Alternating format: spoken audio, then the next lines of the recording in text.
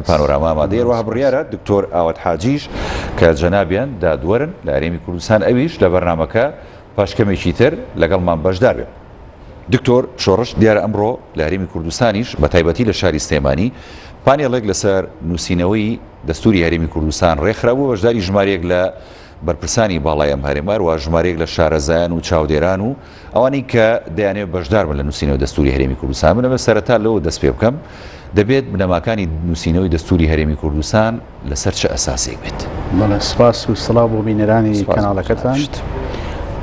ئێمە لە هەرێمی کوردستان وەک هەموو هەرێمێکی فیدرالی پێویستمان بۆیە کە ببین بە خاوەنی دەستورێکی خۆمان. یعنی ئێمە دەبووە لە ساڵی 1992 وەک ئەوەی کە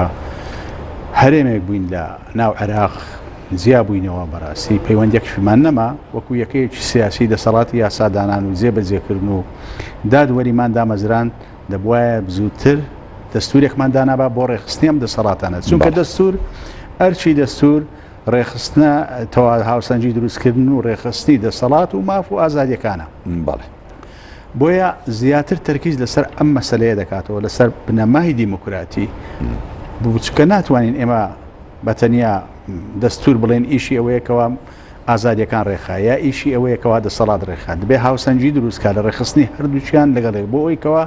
ئێمە دەسەڵات وەکو ئالیەتێک پێویستمانە بۆ ئەوەیکەوە ژیانی کۆمەلگای پێڕێ بکەین. ئەگەر دەسەڵاتەکە نەبێ لەولاوە ئازادیەکان فەوزا دروست دەکات. ئازادیەکانیش ئەگەر دەسەڵاتەکەش یعنی بەری واڵا بێ سنووری بۆ دانەنێ ڕەهابێت بەرەو ئیستیبداد دەڕوا بەرەو ڕەهایی دەڕوا بەرەو ئەوە دەڕواکەوە مافەکانی خەڵک دەستدرێژی بکاتە سەر. کەواتە ئەمانە چی ڕێژی خاتەوە؟ بۆیە ئەمانە هەمووی لە دەستور ڕێگەخرێ لە دەستور ڕێگەخرێ هەر لە سەرەتاشەوە کە مەسەنی یەکەم دیکۆمەنت نووسراوەتەوە ساڵی 1215 بۆ ئەوە نووسراوەتەوە کەوان پاشای بەریتانیا دەسەڵاتی ڕەهای نەبێ خەڵک سنووریان بۆ داناوە وتیان وەرە بەم دیکۆمنتە حکوممان دەکەی باشە ئەجینا ئێمە رازیین بە حکومیتە و لێت هەڵدەگەڕێنەوە ئاخری ناچار بۆکەوە بەپێی ئەم دیکۆمنتە بێ حکمی خەڵکە بکە بەم شێوەیە هاتووە. ئەگەر ببینی مەسەن شۆڕشی فەرەنسا کە ڕوویداوە دواتر مەسەن دەستورێک دەرکردەوە شۆڕشی ئەمریکا کە ڕوویداوە یەکەم دەستور دوای شۆڕشی ئەمریکا دژی بەریتانیەکان هاتون دەستوێریان دانا کە یەکەم دەستور بوو بۆ ڕێخستی ژیانی خۆیان. کەواتە ئێمە لە هەرێمی کوردستان وەکو یەکەیەکی فیدرالی چکە لە ناو دەوڵەتی فیدرالی یەکەکان خاوەنی دەسەڵاتی سیاسین ئەم دەسەڵاتە سیاسیە نابێ بەڕەهایی حکوم بکرێ نابێ بەبێ قانونێکی ئەساسی حکوم بکرێ پێویستە بە دەستور ئەم دەسەڵاتە سیاسی ڕێک بخرێ بۆ ئەوەی کەوا ئەگەر دەسەڵاتی جێبەجێکردن زیادەڕەوی کرد یا دەسەڵاتی یاسادانان زیادەڕەوی کرد ئەم زیادەڕەویە زەق بێ و دیار بێ یەکسەر بە ئالیاتی دەستوری لەلایەن دەسەڵاتی قەزاوە چارەسەر بکرێ. ئەم دوو دەسەڵاتش دەبینی یەک دەسەڵاتی جێبەجێکردن و دەسەڵاتی یاسادانانیش هەردووچیان چەچیان بەدەستەوەیە ئەگەر سیستەمەکە پەرلەمانی بێ بەرامبەر یەکتر و حتا لە سیستەمی سەرۆکایەتیش کە نێرن زیادەڕەوی بکەن. بۆیە ئێمە لە هەرێمی کوردستان پێویستمان بۆیە بۆ نمونە ئێمە لە هەرێمی کوردستان تا ئێستا کە دەسەڵاتەکان بەپێی قانونی سەرۆکایەتی هەرێم و قانونی هەڵبژاردننی پەرلەمانی کوردستان و قانونی ئەنجومەنی وەزیران و ئەوەی دەسەڵاتی دادوەری ڕێکخراوە دەبینیت چەند جار قانونی ئەم قانونانە تعدیل کراون بەپێی بەرژەوەندەکانیان بۆ نمونە قانونی سەرۆکایەتی هەرێم هەر کاتێک ماوەی سەرۆکایەتی هەرێم درێژ کراوەتەوە یاخود قانونەکە تەزبیت کراوە دەستکاری کراوە قانونی پەرلەمانی کوردستان نزیکی 8,000 9,000 قانونی ئەنجومەنی وەزیران 10,000 هەموار کراوەتەوە. ئەمانە ئەگەر دەستور بێ ئەمە پەرلەمان ناتوانێتەوە بە ئاسانی بێ تعدیلی تێدا بکە بەڵکو پێی چکە دەستورەکە بەڕێگای ڕاپرسیدا درێ حتمما و بە هەمان ڕێگاش دەبێت تعدیل بکرێ. بۆیە تعدیلکردنی دەستورەکە ئەو وەختە ئاسان نییە. ئەمە ڕێگا لە دەسەڵاتداران دەگرێت جگە لەوەی دەسور کۆمەڵێک ئالیەت دادنێت کە ئێستا ئێمە لە هەرێمی کوردستان و خۆمان نیمانە بۆ نمونە مەسەن ئەگەر پەرلەمانی کوردستان یاسایەکدانێ پێچەوانەی بنەماکانی قانونی هەڵبژاردن یا پێچەوانەی دەستوری عراقیش بێ مەجای ئەومان نییە بچین تاانی لێدەین لە محکمەی ئێرە. بەڵام ئەگەر دەستور دابدرێ طبعا ئەم دەستورە دەسەڵاتی قەزا دادنێ محکمەی ئیداری دادنێ محکمەی کە ئێستا هەیە محکمەی ئیداری بەڵام محکمەی دەستوریمان نیە محکمەی دەستور دادنێ بۆی هەر پێشێلکارێک بەرامبەر دەستور کرا ئێمە پەرامبەرین بۆ ئەم پێشێلکارێک لایەن دەسەڵاتی جێبەجێکردن بێ یان لەلایەن دەسەڵاتی یاسادانان بێ قانونێک دەربکا پێچەوانەی ئەم دەستورە یا پێچەوانەی ئەم دەستوریا پێچەوانەی دەستوری عراقی پەنا دەبین بۆ ئەم محکمەیە بۆ نمونە مەسەن ئێستا تۆ سیستەمی پاشەکەوت و سیستەمی ئەم لێبڕین و ئەمە هەمووی ناکرێ بە بڕیاری ئەنجومەنی ناقانونیشە وەزیران بێ خۆ ناقانونیە خۆی هەموو مەسەلەی پارە و ئەمانە مەعاشات هەمووی بە قانون ڕێک دەخرێت بەڵام ئەمە لە 2004ەوە هەیە تا ئێستا کاتەگە دەستورمان هەبووە ئەمە توانین ڕێگریکەین لەوە ئەگەر دەستوری هەبووە پەنا دەبر بۆ محکمەی دەستوری ئیجراعاتی خۆل لەگەڵ دەکرد لەبەرەوە ئێمە پێچەوانەی دەستورە بۆیە ئێمە لە هەرێمی کوردستان بەڕاستی کاتی ئەوە هاتووە هەرچەندە ئێمە وەکو خۆمان مەسەن وڵاتانی وەکو ئێمەش زۆر ڕێز لە یاسا ناگرین سەروەری یاسامان لەلا گرنگ نییە ئەگەر سەروەری یاسا هەبێ دەستوریش نەبێ یاساکان دەتوان ژیانی کۆمەلگاڕێ بکەم بۆ نمونە ئەو یاسایانە هەیە بۆ نمونە ئێستا تۆ لە ئیسرائیل دەسەڵاتەکان بە چەند یاسایەکی ئاسایی ڕێکخراوە دەستور نییە دەستور نییە بە چەند یاسایەکی ئاسایی وەکو ئێمە ڕێکخراوە بەڵام یاساکان ئەم یاسایانەی دەسەڵاتەکانیان ڕێخسووە دەنجی زیاتری دەوێت بۆ هەموارکردنیان لە پەرلەمان لە چاو یاساکانی تر بەڵام پەرلەمان دەتوانێت تعدیلی تیا بکە بەڵام ڕێزیان لێگرتوون یاخود مەسەن پەرلەمانی یاخود بەریتانیا دەستورێکی نەنووسراوی هەیە عورفی دەستورێکی عورفی هەیە ئەم دەستورە عورفیە لە ئەنجامی عادات و تەقالیدەوە ئەو سیستەمەی پەرلەمانیە دروست بووە لە بەریتانیا کە پێی دەوترێت خاوەنی دەستورێکی عورفیە ڕێز لەو تەقالیدانە دەگرن پەرلەمانی بەریتانیا دەتوانێت هەموو ئەو قاعیدە عورفیانە بگۆڕێ بەڵام تا ئێستا ئەو نایە بێگۆڕێ بە ئاسان بەڵام دکتۆر شۆڕەژین لێرەیە خاڵێکەکەی گرنگ ئەبێتە پرسیارێک یان جەنابیشت پێشتر ئاماژەت پێدا بۆ نمونێ ئێمە هەرێمی کوردستان 30 ساڵە دەستورمان نییە و توانیمانە بە کۆمەڵێک یاسای کۆنی ینی حکوومەتەکانی عێراق خۆمان بەڕێوەبەرین لەگەڵ دەستکاریکردی هەندێک لەم یاسایانە لەگەڵ زروف و ئەو ڕۆژانی کەتی کەوتین بەڵام ینی مەترسیەکە لێرەیە ئاخۆ ئێمە لە هەرێمی کوردستان کە هێشتا دیموکراسی بە تەواوەتی کامڵ نەبوو یاخود نەچۆتە پێشەوە ئەتوانین بەبێ دەستورۆک و دەوڵەتانی کە ئاماژەت پێدا لەسەر بنەمای یاساکان خۆمان ڕێبخەین بەڵام ئەو کاتە مەترسیەوە نابێت کە ئەم یاسایانە لە بەرژەوەندی هەندێک لایەن و کەسایەتی بەکاربێنێت من ئەڵم پێویستە کە دەستورمان هەبێت لەبەرەوەی ئەگەر دەستور هەبێ پێشێرکاریەکان ئەگەر بکرێ یا ناکرێ ئەگەر بشکرێ زەق و دیارە مثلا ئێستا تۆ قانونی سەرۆکایەتی هەرێم چەند جار گۆڕیان قانونی پەرلەمانی کوردستان چەند جار گۆڕیان قانونی ئەنجومەنی وەزیریان چەندین دەزار زیاتر گۆڕاوە ئەمانە ئەگەر دەستوری هەرێمی کوردستان بێ ئەگەر دەستورێک بێ ئەم دەستورە هەموارکردنەکەی بەدەستی خەڵک بێ بەدەستی گەل بێ وا بە ئاسانی ناتوانانی تۆ تعدیلی تیا بکەیت سیر کە ئێستا لە عێراق تا ئێستا 4-5 قانون سێ قانون 4 قانونی انتخاب دەرچووە لە 2005 2004 تا ئێستا سێ قانون زیاتر دەرچووە ئاخریان ئەو قانونی دوایی بوو بەڵام تا ئێستا نیانیوە دەستور بگۆڕن بۆچی لەبەرەوەی ئالیەتی گۆڕینی دەستورەکە لە ئیمکانێتی پەرلەماندانیە لە ئیمکانێتی دەسەڵاتەکاندانیە بۆیە ئێمە پێویستمان بەوەیە کە ئێستا دەستورێکمان بەڵام نیزامە قانونیەکە خۆ ئەوەی کە هەمایانە پێشی ڕاپەڕین کە هەبووە لە عێراقیش ئێستا ئەو نیزامە قانونی پێش ڕوخانی ڕژێم قانونەکانی تر کە ژیانی خەڵکیان ڕێخستوە هەمووی ماوەتەوە خۆ هەموویغانە بۆتەوە دەکرێت وردە ئەمانەی ئیلغاکەوە کە لەگەڵ با دەستور ناگونجێ لەگەڵ باری بۆخی ئێستا ناگونجێ بەڵام دەستورەکە ئەو قاعدە قانونیانە لە خۆ دەگرێت کە هەم دەسەڵاتمان بۆ ڕێک دەخا هەم ئازادیەکان بڵین دایکی یاساکانە سەرچاوی هەموو یاساکانی شوێنجاگەر دەستور بەو شێوەیەدا بندرێت لەلایەن خەڵکۆ ئەم دەستورە پێی دەوترێت دەستورێکی ڕق دەستورێکی جامد کە ڕێوشوێنی هەمواکردنی لە دەسەڵاتی پەرلەمانی وەکو قانونە ئاساییەکانیان لە دەسەڵاتی جیهەتێکی تر ئەمە قووەت دەدا ئەمە وا دەکات کە دەستور مەکانەتی بەرزتر بێ پێگەی بەرزتر بێت لە یاساکانی کە پەرلەمان دەری دەکات بۆیە پەرلەمان دەبێت لە دەرکردنی یاساکان بەو قاعدە دەستوریانەوە پابند بێت کە لە ناو دەستورەکەی ئەگەر پێچەوانەی ئەم قاعدە دەستوریانە یاسایەک دەربکە ئەم یاسایە دەتوانی پەنابێری بۆ بە دادگای دەستوری بۆەوەی داوای هەڵۆشانەوەی تعدیلی بکەیت بەڵێ باشە دکتۆر ئێمە لە هەرێمی کوردستان وەکو لە پێشەکیدا ئاماژەم پێدا ئەی بۆ نمونە بەدەر لە نەتەوەی کورد ینی کۆمەڵی نەتەوەی دیکە دەژی بەدەر لە ئاینی ئیسلام کۆمەڵی ئاینزای کە دەژی لە هەرێمی کوردستانە بنەمای ینی دەستوریش زۆر جار لە هەندێک وڵات ینی بنەماکەی سەرچاوەکەی ئاینی ئیسلامە بە تایبەتی لە وڵاتە ئیسلامیەکان و ئەوانەی کە لە دەوروبەرمان هەن و لە هەرێمی کوردستانیش دەویسترێت ینی بنەمای دانانی دەستور ینی سەرچاوەکەی ئاین بێ و تەشریعاتەکان هەر شەریعەتی ئیسلام بێ ئەوەی کە گرنگە بۆ هەرێمی کوردستان دەبێ چۆن بێ دەستورەکە بنەماکەی پەی بەچی بەرێ بەڕاستیانی ئێمە چۆن دەتوانین سوود ببینین خۆی دەستور بەس ئاماژە بەوە دەدا مەسەن دینی سەرەکی لە وڵاتەکە چییە ئەمانە بەڵام ئەگەر بگەڕینەوە مەسەر بۆ دیاریکردنی سەرچاوی یاسا ئەگەر کەدا دەدرێت تەبعاً کۆمەڵێک سەرچاوی هەیە سەرچاوەکان لە چی وەردەگرێت لەم کۆمەلگایە وەردەگرێت لە لە عادات و تەقالید و عرف و هەموو شتێکی ئەم کۆمەلگایە وەردەگرێت زابوون مەسەن ئێمە لە هەرێمی کوردستان یا لە عێراق مەسەن ئیسلام دینێکی سەرەکیە زۆربەی خەڵک مەسەن باوەڕ پێڕەوی ئەو دینیە تۆ ناتوانانی بێ یاسایەک دەرکەی پێچەوانەی ئەم دینە بێ کاتێک کە یاسا کە پەرلەمانی یاسا دەردەکات بەڵام گرنگ نییە لە دەسووردا پێی بڵێ مەسەن ئاماژە بکەی بڵێ ئیسلام سەرچاوی یەکەمی یا سەرچاوی ئەساسی یاساکانە گرنگ نییە پێی تۆ بەس بە ئاماژە بۆ دەکە ئیسلام ئاینی ئیسلام ئاینی زۆرینەی خەڵکە و لە هەمان کاتیشدا تەکیل لەوەش بکەوتەوە ئاینەکانی تر و ئاینزاکانی تر و مەزهبەکانی تریش بە هەمان شێوە ڕێزیان لێ دەگیرێ بۆیان هەیەکەوە هەموو شعائیرێکی خۆیان ئەنجامدەن بە ئازادی لە چوارچەوەی قانون و نظامی عام و ئەدەب ئەمە بۆ هەرێمی کوردستان بەڵام ئەی لە دەستوری عێراقیانی ئاماژە بۆ نەکراوە دەڵێت ئاین سەرچاوی یاساکان ئەمە لە دەستوری ئەمە لە هەموو دەستورەکانی پێشووتری عێراق نەبووە ئەوە کە ئەوا بڵێ ئەمە لە دەستوری 2004 و 5 دانراکە ئێمە دەزانین بارودۆخی دوای 2005 دوای ڕۆخانی بە شێوەیەک بوو کە مەسلەی تائیفی و مەسلەی دین و ئەمانە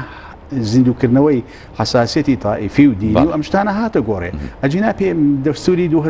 1925 کە یەکەم دەستوری عێراقا نەیوتوە دەستورێکی مەدەنیە نەیوتوە ئیسلام سەرچاوی یاساکانە بڕۆ دەستورەکانی دەستوری 50 نەیوتوە دەستوری 68 نەیوتوە هەفتا نەیوتوە زۆربەی دەستورەکان نەیوتوە بەڵام ئەم دەستوری 2004 و 2005 بەهۆی ئەوەی کە نفوزی شیعەکان بەڕاستی لە عێراق هاتن ئەمەیان خستە ناو دەستورەوە ئەجینە ئەگەر تۆ ئەمە بڵێ یان نەڵێ چکە هەر سەرچاوەیەکە ناکرێ بڵێ سەرچاوی ئەساسیشە ناتوانانی بڵێ بە سەرچاو بەڵام سەرچاوەیەکە بەڵام تۆ بە حکمی ئەوەی کە ئاینی زۆرینەی خەڵکی هەرێمی کوردستانە ناتوانانی بەی شێوەیەک بێ مشەریع پەرلەمان قانونێک دەرکا کە پێچەوانەی بنەماکانی ئاینی ئیسلامێ بۆیە ئەم مەسەلەیە ئەگەر وەکو هەندێک لایەن تەکیدی لێ دەکاتەوە یعنی ئەگەر بش بێ لە دەستوریان نەبێ بەڕای من یعنی وای بەڕای ئاسایی لە ڕۆقانونێکەوە ئاسایی شترەوە کاتێک پەرلەمان قانون دادنێ کەرەستەی ئەو قانونە لەنا ئەو کۆمەلگاوە هەڵدەقڵی ممکن نییە قانونێک دەربکرێ پێچەوانەی بنەماکانی ئیسلام بێ ممکن نییە لە هەرێمی کوردستانیان لە عێراق قانونێک دەربکرێ ئەگەر دەستوریش باز نەکە ئەگەر دەستوریش باز نەکە ئێستا مەسەن شتێکمانەیە دەڵێن دەستور شکۆمەندی هەیە بەسەر حاکم و مەحکوم و قانونەکانەوە هەمووی لە هەمان باڵاترە تر ئەگەر تۆ مەسەن لە دەستوری عێراقی لە مادەی 13 دەڵێ ئەم دەستورە زاڵە بەسەر هەموو قانون و دەستورەکان کە لێرەمەکان دەردەکرێت ئەگەر دەستور ئەمەش نەڵێ ئەگەر دەستور ئەمەش نەڵێ ناکرێ هیچ دەستورێک پێچەوانەی ئەم دەستورە دەرچێت باشە و ناکرێت هیچ قانونێکی پێچەوانەی ئەم قانونە دەرچێت ئەو پرسیمانی بۆ نێسا ئێمە لە هەرێمی کوردستان کە هەوڵەکان بۆ ڕاستەیە دەستورێکمانە بێت ئەگەر بنەماکەی ئاینی ئیسلام نەبێت ینی هیچ متەناقض نابێت لەگەڵ ئەو دەستوری عێراق کە بنەماکەی ئاینی ئیسلامە ئەمە تۆ بە ئینکاری لە بوونی لە هەویەی ئیسلامی ئەم خەڵکە ناکەیت لە هەرێمی کوردستان لە هەوێی هەرێمی کوردستان کە زۆرینی ئەوەیە لامان کاتیشدا تاکیدیش لەسەر ئاین و ئاینزاکان و مەزاهیبەکانی تریش دەکەن ئاماژەی پێ مەرز نییە ناویان بێنی بۆ نمونە مەسەن ئێستا ئەم دقیقە لە مادەی سێڵزەی دەستوری عێراقی 1920 هاتووە ئانی زۆر بە مەدەنیانە حەلی ئەم مەسەلەی کردووە تاکیل لە ئەوە دەکاتەوە کە دینی ئیسلام دینی ڕسمی دەوڵەتە دینی زۆرینەی خەڵکە لە هەمان کاتیشدا ئاینەکانی تری نەیوتوە قانون ئیسلام سەرچاوی ئەوەیە بەڵام هاتوون مەسەن قانونیان دەرکردووە قانونەکان هەمووی بەسەر زۆربەی احترامی مەسەن بنەماکانی ئاینی ئیسلامی گرتووە نەهاتوە قانونی دەرکە پێچەوانەی ئاینی ئیسلام بێ ئەوەی کە عیلاقەی بە شریعەتی ئیسلامەوە بێ ئەوەی کە لە نتاقی ئەو مەجالە بێ بۆیە بەڕاستی ئێمە هەندێک زار شتەکان زۆر زاغ دەکەینەوە زۆر پێداگری لەسەر هەندێک مەسەلە دەکەین مەسلەی پێکاتەکان بە هەمان شێوە پێکاتەکان یعنی تۆ ئەگەر هەمووی ناوی بێنی یا ناوی نێنی گرنگ نییە بەڵام گرنگ ئەوەیە کە تۆ مەبدەئی بەڵام توانی خصوصیەتیان پارێزی گرنگ ئەوەیە کە پرەنسیپی هاوڵاتی بوون و یەکسانی لە بەردەم یاسا ئەمانە دەستەبەر بکەیت لە دەستوردا و لەسەر ئەرزی واقعیش نەکرد لە دەستور لەسەر ئەرزی واقعیش بەڵام تۆ کە ناوت هات لە ناو دەستوردا بەڵام لەسەر ئەرزی واقع مافەکانت دەستەبەر نەکرا بۆ قیمەتی زۆر جارەوە هەندێک وڵاتیش دەستوری هەیە و دەستورەکەش ینی بە تەواتی پێشێ لەکرێ و ینی مافی خەڵکەکەشی نەداوە هەر ئێمە لە عێراق مەسەن ئەو دەستوری 1925 باسی کوردی نەکردبوو باسی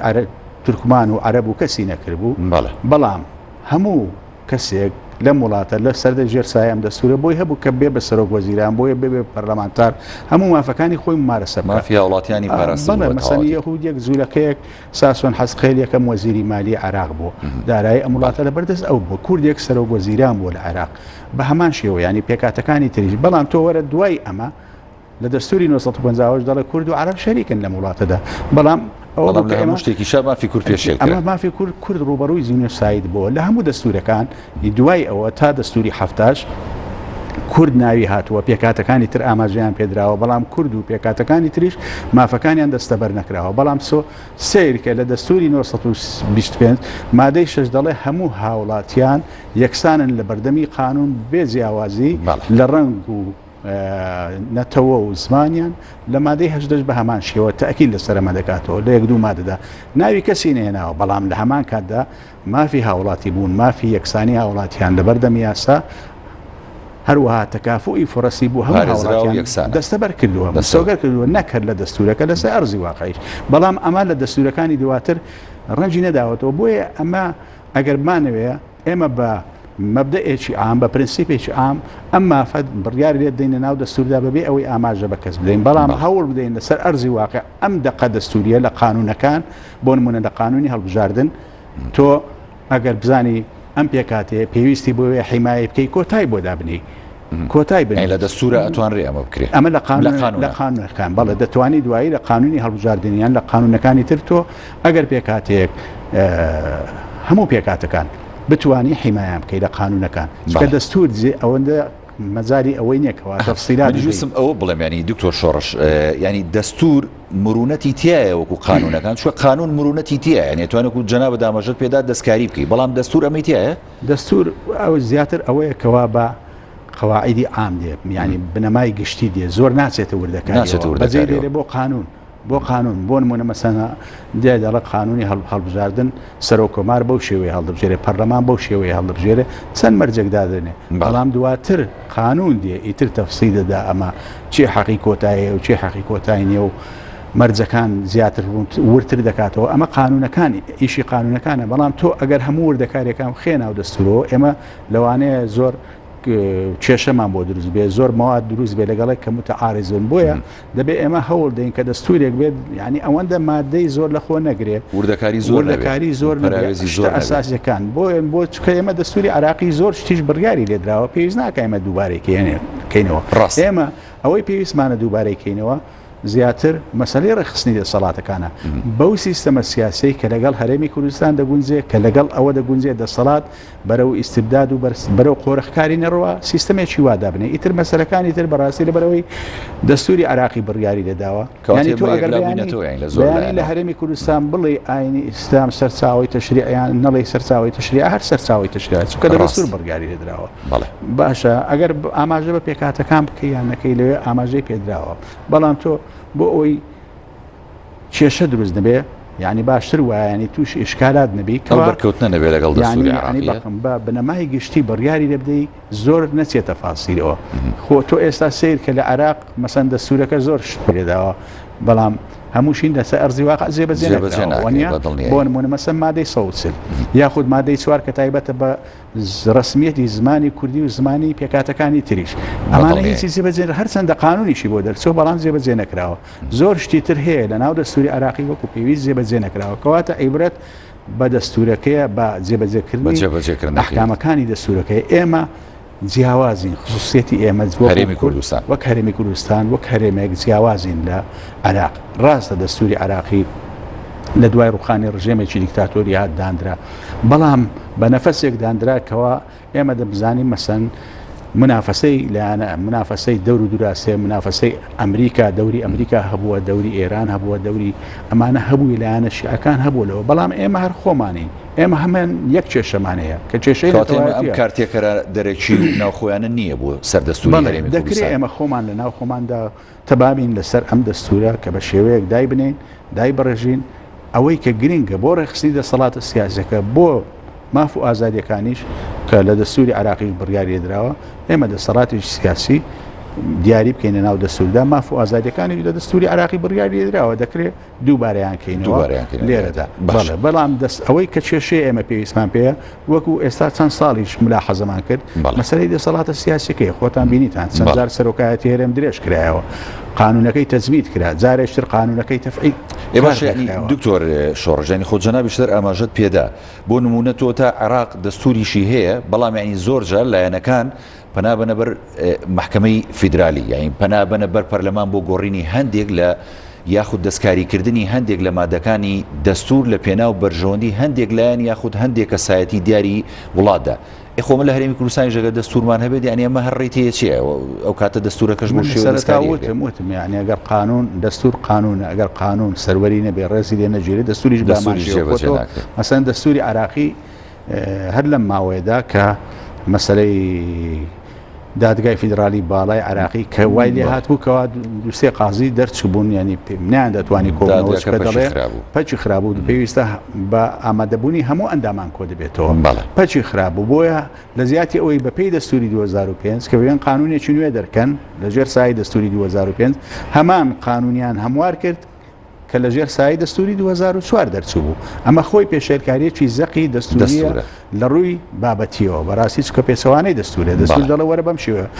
دوایە دادگاکە بەپێی دەستوری 2005 دەڵێ لە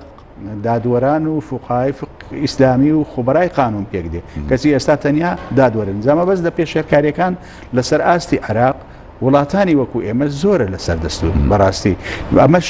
زیاتر وەکو مۆریس دۆڤەرجێ دەڵێت دەستوری ئەو وڵاتانە بەو شێوێ دەبێتە دەستوری بەرامیز وەکو بەرامیزێکی سیاسیانی نەک وەکو دەستورێک تۆ مەسەلەن سیر کە دەستوری فەرەنسا ناتوانێت لە بارودۆخێکدایە دەستوری ئەمریکا لێلادەن بەڵام دەستوری میسری کەی بێوێ حاکمەکە دێت تعدیلی دەکا بۆی کەوا زیاتر بتوانێت بمێنێت ئەوەش لە سەردەمی سادات ڕوویدا لە سەردەمی حوسنی مبارەک ڕوویدا و لە وڵاتەکانی تریش لە تونس و ئەمانەش ڕوویدا بۆیە یعنی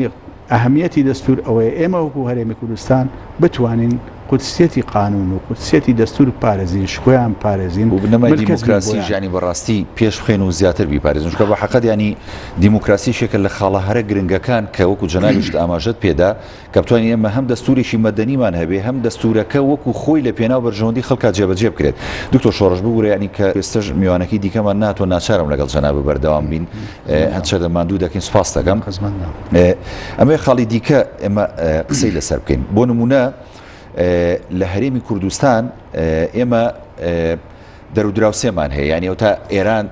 نزیکترین دراوسێمانەوە تورکیا بە هەمان شێوە وەلەو لاوە عێراقە خۆمان بەشێکین لێ ئێمە ئەگەر بۆ نمونە یەکێ لە خاڵەکانی یاخود لە بنەماکانی دەستوری هەرێمی کوردستان تۆزێ چۆنڵی بەدڵی هەندێک لەم وڵاتانە نەبێ ئاسایی ئەمانە کارتێکەر بن یاخود نەخێر هەرێمی کوردستان دەبێت بەرژەوەندێ باڵاکانی گەلی کوردستان لە نووسینەوەی بنەماکانی دەستورە ڕەچاو بکات و بیپارێزێ خۆی کێشەی ئێمە لە هەرێمی کوردستان ئەوەیە کە یەک تاکە هەرێمی فیدرالی لەناو ئەم دەوڵەتەدا ئەم وڵاتش کەوا سیادەکەی مەحزوزە سیادەکەی شلۆقە بەڕاستی بەدەست وڵاتانی زلهێزەوە بەدەست وڵاتانی دەوروبەرەوە بۆ نمونە تۆ سەرۆکی ئەمریکا دێچێتە قاعدەیەکی عسکەری ئەمریکی لەناو عێراق بەبێ ئەوەی سەرۆکی ئەو وڵاتە بەبێ ئەوەی جێگە لایانی بەرپرسیدە وڵاتە ئاگاداریش بێت حسابنەکردن بۆ وڵاتە ئەمە هەموو پێشێرکاری سەروەری عێراق یاخود مەسەن لەو لاوە هەر وڵاتە دەکانی دەرودراوسێ دێن مەسەن دەستدرێژی سەربازی دەکەنە خاچی عێراق خاچی هەرێمی کوردستان خۆ خاچی عێراق ئەمە مەسئولیەتی حکوومەتی عێراقیە بە پێی مادەی سەودا بۆیە ئەگەر ئێمە مەسەن ناو وەکو هەرێمێکی فیدرالی لە ناو دەوڵەتێکی فیدرالی بەهێز بووین ئیتر ئێمە پەیوەندیمان هەر لەگەڵ عێراق بوو بەڵام ئێستا هەموو تەدەخولاتەکان چۆن لەسەر عێراقەیە بێگومان لەسەر هەرێمیشیە ئێمە دەبینین لە کاتی هەڵبژاردن و پێکەنانی پرۆسەی سیاسی لە عێراقدا چۆن هەموو لایەنەکان تەدەخول دەکەن لەسەر ئاستی عێراق بە هەمان شێوەش دێن ئێستا لەسەر ئاستی هەرێمی کوردستان بێگومان ئەمە یەکەم ئەزمونە بۆ کورد کەواکوون کورد خاوەنی دەسەڵاتی سیاسی هەبێ و ئێمە دوژمنەکانمان شاراوە نین و چەندین حلف و هاوپەیمانەتی بەستراوە لە سەرەتای سەدەی ڕابردووە بۆ نمونە حلفی سەعەد ئاباد حلفی بەغداد حلفی ناتۆ ئەمانە ئەم حلفانە زۆربیان مەسەن بە دژی خواستەکانی کوردی بەرژەوەندەکانی کورد بۆ لێرە و مەسەن بۆ نمونە ئیتیفاقی جەزائیر مەسەن لەسەر خوێنی کورد کرا لەسەر ئەوەی کورد کرا بۆیە تا ئێستا ئەم دوژمنانەی ئێمەیان لەسەر ئەوەنە حەز ناکەن ئێمە ببین بە خاوەنی دەستوورێک بۆیە ئێمە زیاتر مەسەن ئەم مەسەلانەی تر کە ئێستا بەڕاستی زۆر ئەساسی نییە پێداگری لەسەر دەکەین ئێمە لەسەر ئەمە پێداگری بکەین کە چۆن بتوانین لە ناو عێراق ئێمە وەکو هەرێمێک سنوورمان دیار بێ کە تا ئێستا سنوورمان دیارنێ ئێمە تا ئێستا سنوورمان دیارنی لە هیچ فدرالێتێک نییە مەسەن تۆ سنوورەکە دیار نەبێ ڕاستە مادەی 130 دانراوە ئەممان ناو منتیقانە کە منتیقەی کوردیە بە ئەسڵ پێی واقعی جغرافی بە پێی واقعی تاریخی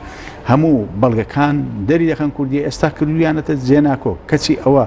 لە 16 ساڵ زیاتر دەڕوا تا ئێستا ئەم مەسەلەیە حەل نەبووە کەواتە کورد دەبێ پێداگری لەسەر ئەوە بکە بەڕاستی تا چیتر ئینتیزاری ئەوە نەکە پێداگری لەسەر ئەوکەوە ئێمە ئەبێت ینی مراعاتی وەکەوەی کەوتمان دەرودراوسەکانمان بکەین لە دەستورە پێویستە کات ئەو زۆر گرنگ نییە چونکە تۆ تەعاملی لەگەڵ حکوومەتی عێراقە لەگەڵ ناوەندە بۆ نمونە مەسەن جێبەجێ نەکرد ئەگەر بەیانی مادەی 140 بەپێی ڕێکەوتنێک لە نێوان هەرێم و بەپێی هەر ئالیەتێک بێ ئەوەی کە لە دەستور دیاری کراوە ئەمە جێبەجێ کرا دیاری کرا ئەم ناوچە چارە نووسیان دیاری کرا ئەو وەختە ینی بە ئارەزی خۆت تۆ لە دەستورەکە ئاماژە پێ دەی کە هەرێمی کوردستان تا ئەو شوێنەیە بەڵام ئێستا کە تۆ ئەم مەسلەیە گرا نەکراوە تۆ خۆ دەبێت لە دەستوری هەرێمی کوردستان ئاماژەیەک بەو ناوچانە بدەیت دەبێت ئاماژەی پێ بدەیتەوە بۆ دوا ڕۆژ بەڕاستی ئەمە وەسیقەیە کە تۆ ناکرێت وێ دەنگبی لەو ناوچە جێناکۆکانە کە بە ئەسڵ ناوچەی کوردیە بە ئەسڵ ناوچەی کوردیە بۆیە دەبێت لە دەستور بە هەر شێوەیەک بێ ئاماژەیەک پێ بدرێت بۆ داهاتوو بۆ مستەقبەل و ئێمە یعنی کۆمەڵێک سەنەدی و بەڵگەنامەی قانونی هەیە لە سەرەتای دروستبوونی دەوڵەتی عێراقەوە کە پشتیوانی لەوە دەکا کە ئەم ناوچانە ناوچەی کوردنشینە بۆ نمونە مەسەن ئەو بڕیارەی نەتەوە یەکگرتوەکان بەلکاندنی هەرێمی کوردستان باشووری کوردستان بە عێراقەوە بڕیاری قانونی لوغاتی ناوچە زمانە لەوکاریەکان کە لە ساڵی 31 دەرچووە ئەمە هەر بە ئاشکرا مەسەن ئاماژەی بن پارێزگا بە قەزا و ناوچەکان داوە کە کوردنشین ئەوانش کە تێکەڵن ئەوانشەکانی سەردەمی عوسمانی ژانی بەڕاستی ئەمجا قانون دەوڵەتی عێراق تەسریح ئەعلانێکی پێشکەشی کۆمەڵی گەلان کرد عەسبەت العوموم لە ساڵی 32 لەوێدا جەختی لەسەرەوە کردوەوە زۆر شت مافی کورد و مافی هەرێمی کوردستان لە باشووری کوردستان کە ئەمانە هەمووی یعنی نەک هەر بەڵگەنامەیەکی نێودەوڵەتیە وەکو بەڵگەنامەیەکی نێودەوڵەتی سیر دەکرێت وەکو وەسیقەیەکی دەستوری باڵاش لە عێراق سیر دەکرێت بەپێی ئەم بەڵگەنامەیە لە دوو مادەی بەو شێوێت تەکیدی لێکردوێتەوە دوای ئەوە بە هەمان شێوە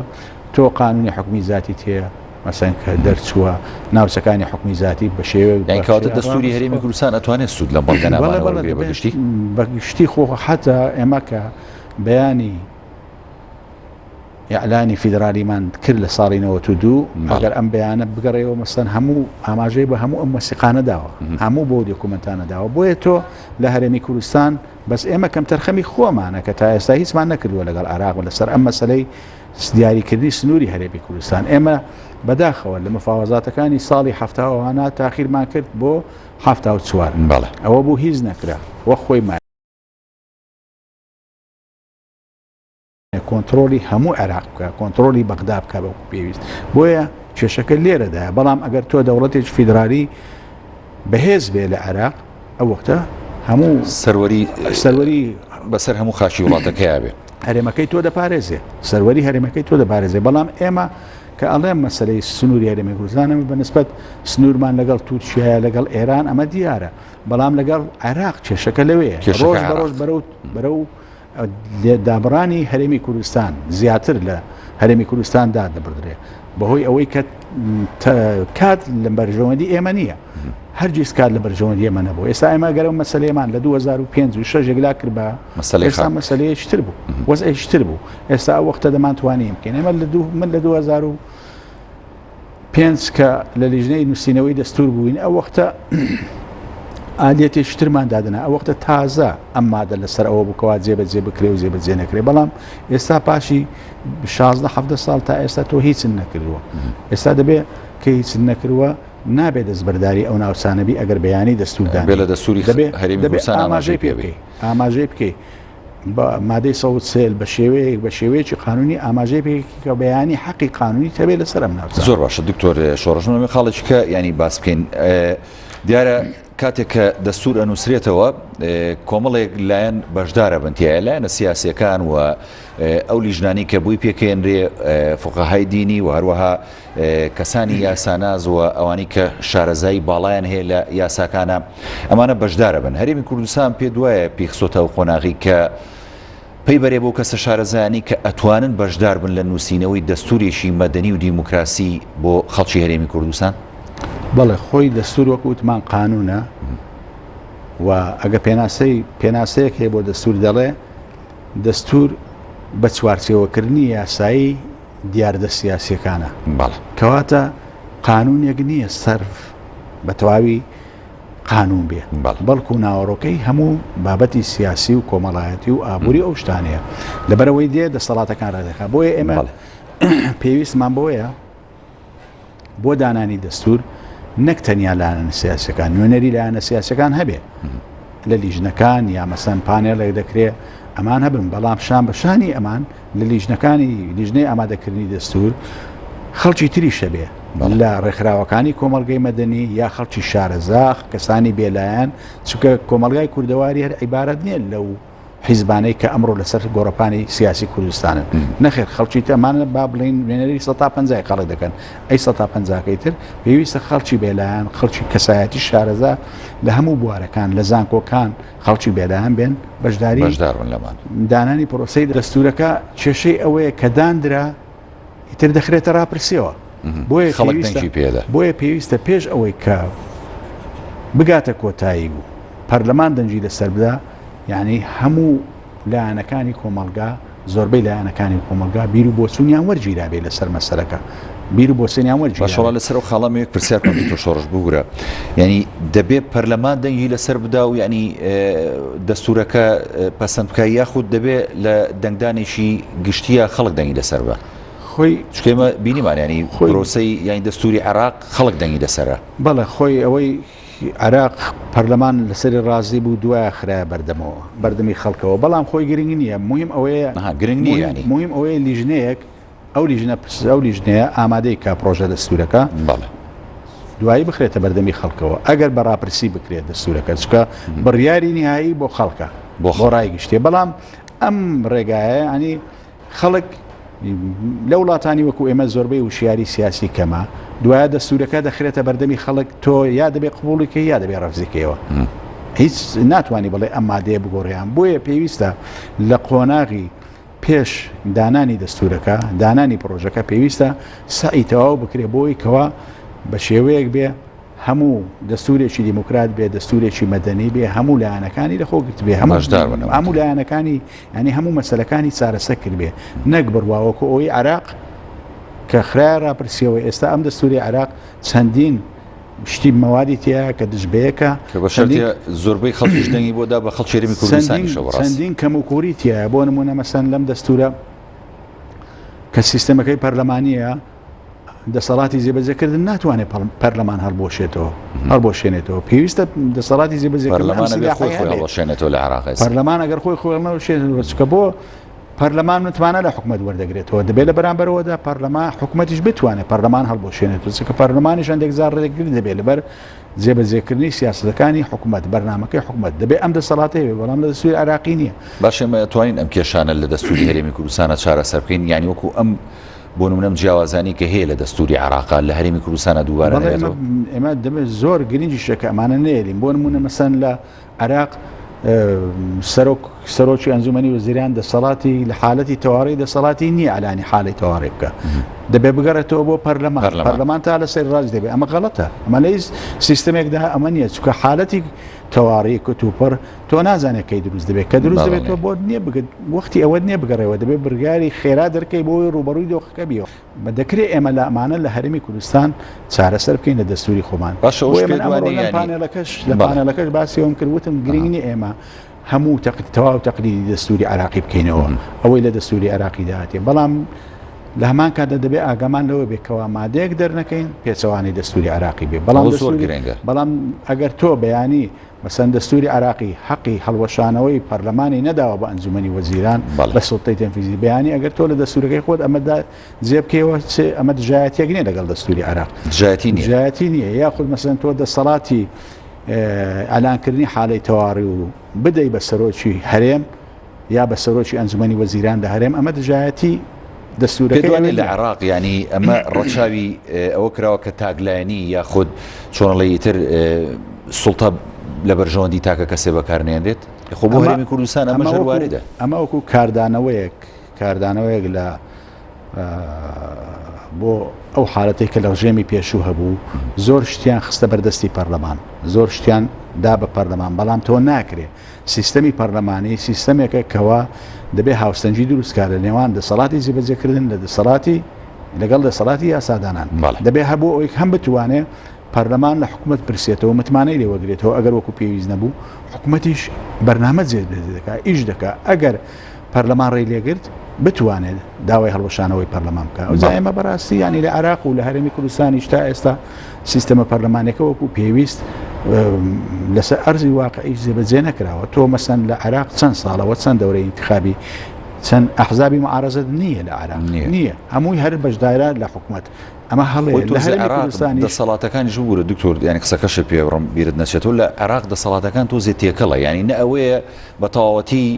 سەرۆکوەزیران دەسەڵاتی ڕاهەیە بێ نە ئەوەیە کە ینی پەرلەمانی بێ بەڕاستی ئەمە بۆ هەرێمی کوردستانیش تا ڕادێک وای لێ هاتووە بەڵام ئەمە چۆن نەتوانین ئەمە چارەسەر بکەین لێرە لە سوورەی خۆمانە پێشنیارمان کردووە مەسەن کە من وەکو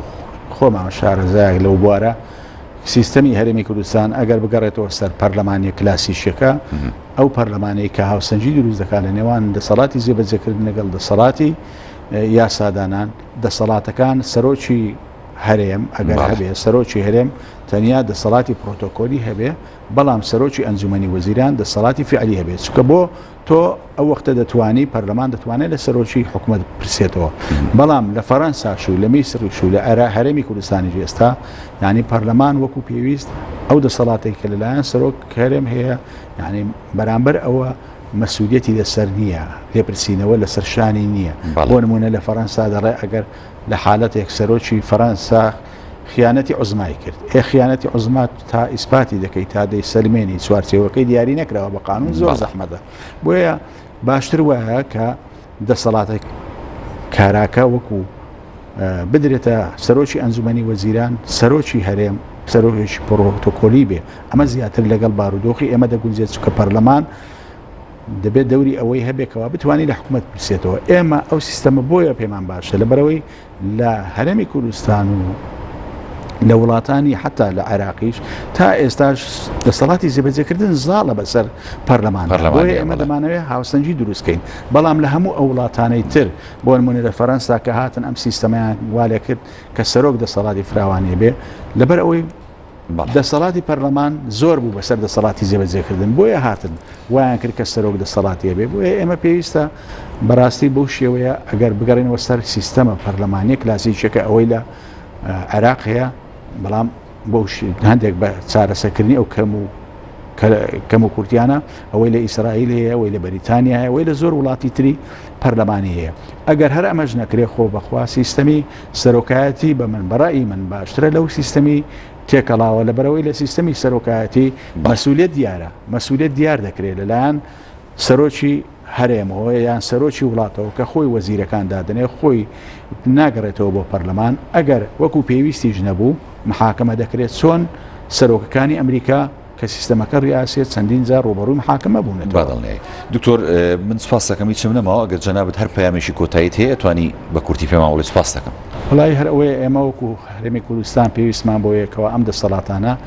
کە دەسەڵاتی سیاسی و بە دەستوری عراقی پەیماندراوە بە مادەی 120 حەقی داوینێتەکە